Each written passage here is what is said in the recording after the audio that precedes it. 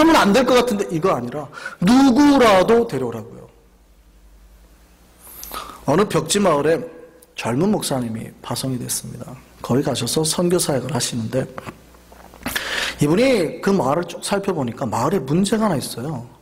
뭐냐 봤더니 여성들의 흡연율이 굉장히 높은 거예요. 그래서 이게 마음에 안 들었습니다.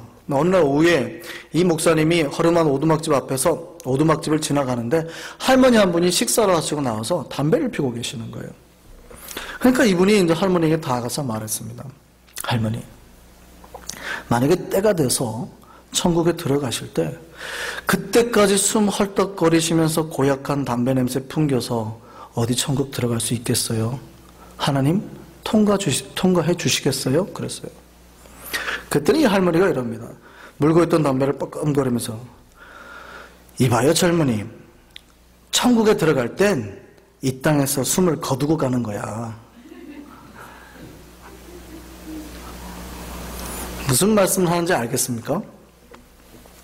할머니가 더 정확히 알고 계시는 거예요.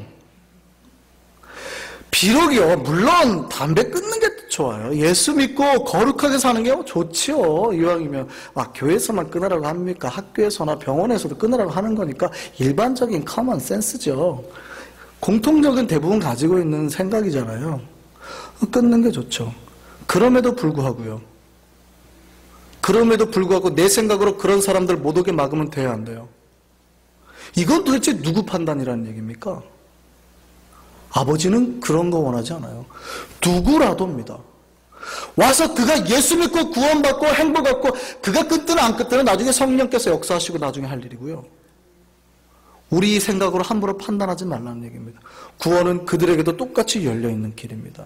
어떠한 죄인이라도 주님 앞에 나오는 길이 여러분 생각으로 막혀서는 안 된다는 겁니다. 잔치는 그런 겁니다. 물론 준비된 사람이 오는 것 좋지만 그렇지 않은 사람이 오더라도요, 박대하지 않는 것이 잔치입니다. 예전에 잔치 때 거린이 온다고 박대하는 잔치 봤어요? 여러분 잔칫날 거린들이 가끔 오잖아요. 그때 그 온 거린을 쫓아내는 잔치 보셨습니까? 잔칫날에는 절대 쫓아내지 않는 겁니다. 그래서 거린들이 그런 잔치 찾아다니잖아요. 그래도 다 주죠. 이게 잔치입니다. 잔치는 은혜의 날이니까. 우리 조상들은 그거 잘 알고 계셨어요. 우리가 이제 교회에서는 축제라고 하지 않죠. 축제라는 말은 원래는 그 이방 신상에서 나온 단어이기 때문에, 카니발에서 온 거기 때문에 사실은 축제라는 단어보다는 물론 교회에서도 씁니다. 써도 큰 문제는 없는데 잔치가 좀 더 성경적으로 맞는 것 같습니다. 그래서 성경에는 대부분 잔치라는 말로 다 쓰고 있어요. 우리도 그래서 잔치를 엽니다. 오늘 본문을 보면 나발이라는 사람이 등장하는데요. 이 사람이 잔치를 엽니다. 이 당시 나발이 얼마나 부자였냐고 봤더니 사무엘상 25장 2절 상반절에 이렇게 기록하고 있습니다.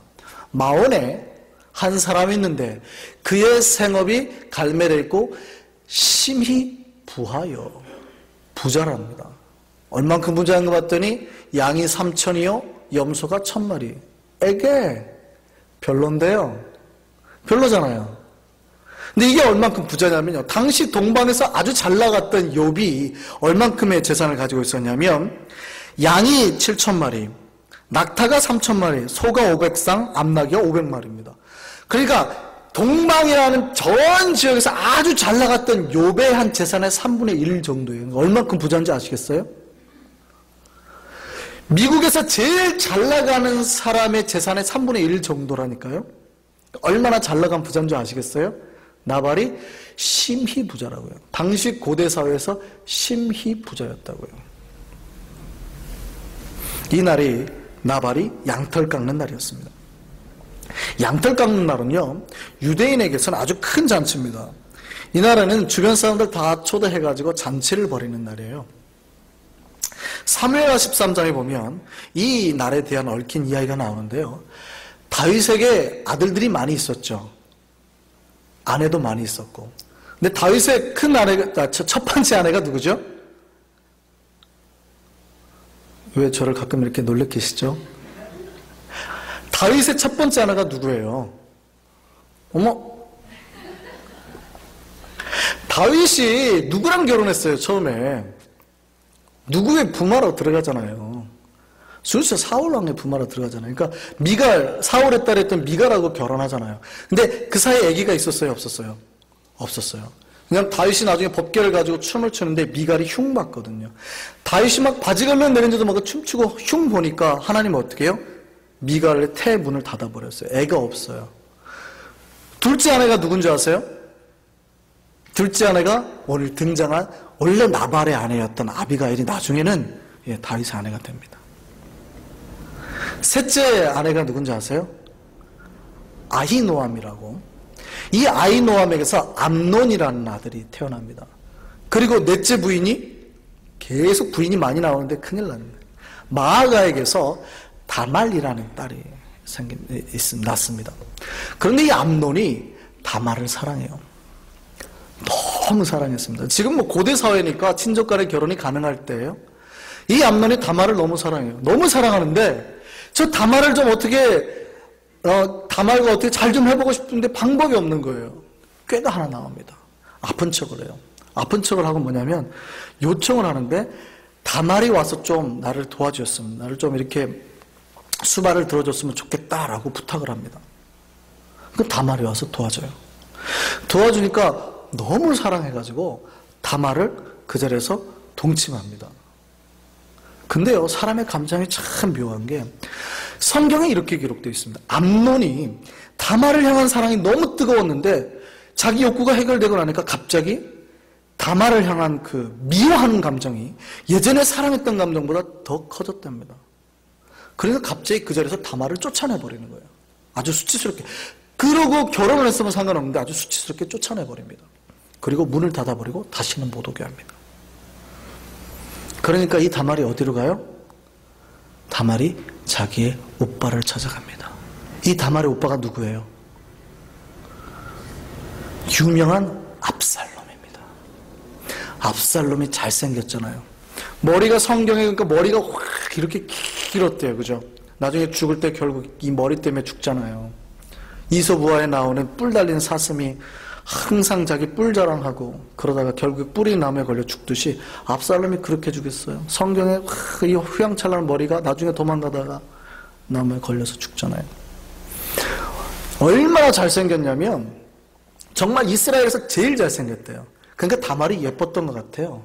그 가족이 다 예뻤나 봐요. 압살롬이 자기 동생을 봅니다. 분노하는 마음이 나는데 표현을 안 해요. 한마디도 암논에게 말을 안 합니다. 다윗 왕이 그 사실을 알고 화가 나가지고 분노를 하는데도 오빠 압살롬은 한마디도 안 합니다. 그로부터 2년이 지납니다. 그날을 성경은 이렇게 기록합니다.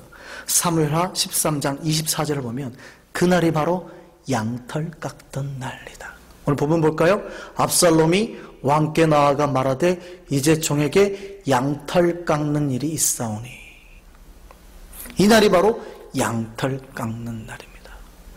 큰 축제예요. 이때 무슨 일이 하냐면 전 왕자들을 다 불러냅니다. 암논을 비롯해서 다윗 왕의 모든 왕자들을 다 불러내죠. 심지어 누구요? 왕도 오십시오. 모든 신하들도 다 데리고 오십시오. 근데 다윗은 안 가요. 구태여 나나 신하들까지 갈 필요가 뭐 있어. 왕자들만 가거든요. 그때 뭐 합니까? 압살롬이 병사들을 매복시켜놔서 결국 암논을 죽입니다.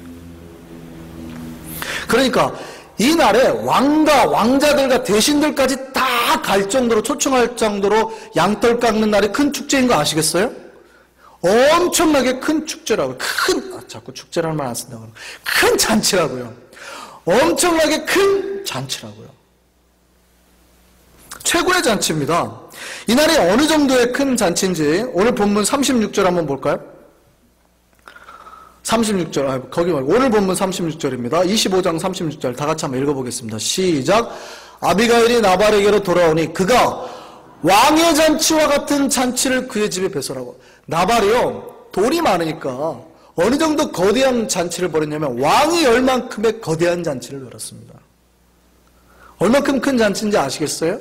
원래 큰 축제 날이기도 한데 거기다가 돈이 많으니까 잔치를 임금이 여는 것이 큰 잔치를 열었다고요. 성대한 잔치죠. 다윗이 바로 그 지역에 있었습니다. 이때 다윗의 상황은요, 자기 장인 사울 왕에게 쫓겨서 도망자 신세입니다. 물론 도망자 신세지만 다윗은 수많은 용병들이 모일 때고요, 기름 부음 받은 것을 알아요. 백성들이 다윗을 함부로 못할 때예요. 다윗이 이 나발의 그 목자들과 평상시에 관계가 좋았습니다.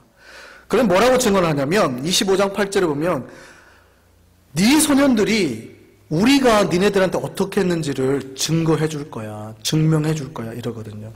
그 관계가 좋았어요. 뿐만 아니라 평소에 다윗이 그 나발의 목자들을 잘 보호해 줬습니다. 위험으로부터. 그 용병들이 어떤 도둑이나 이런 문제들로부터 잘 지켜줬다고요. 그래서 다윗이 이제 잔치를 열린다는 말을 듣고 10명의 소년을 보냅니다. 왜냐하면 다윗은 따르는 무리가 많으니까 많이 가면 폐가 될까봐 미리 사람을 보냅니다. 그리고 내 이름으로 나발에게 안부를 전해라, 문안을 해라 그럽니다. 자기가 누구예요? 다윗이라는 걸 말하는 거죠. 사울은 천천히요, 다윗은 만만이라. 이스라엘 백성이 다 알고 있습니다. 어렸을 때부터 골리앗을 갖다 쓰러뜨려 가지고요, 다윗의 명성이 대단한 사람이라는 걸 다 안다고요. 그러니까 내 이름으로 가서 문안해라. 그랬더니 당연히 다윗은 나발이 받아줄 줄 알고 보낸 거예요. 당연하게. 뿐만이 아니라 성경에 재미난 기록이 있는데요, 나발이 어디 족속이래요? 갈렙 족속이래요. 갈렙이 어디에 등장합니까? 민수기에 등장하죠. 여호수아와 갈렙. 아시면서 또 새삼스럽게 여호수아와 갈렙, 민수기에서 12지파의 족장들이 다 가가지고 가나안 땅을 정탐하고 갔는데 두 족장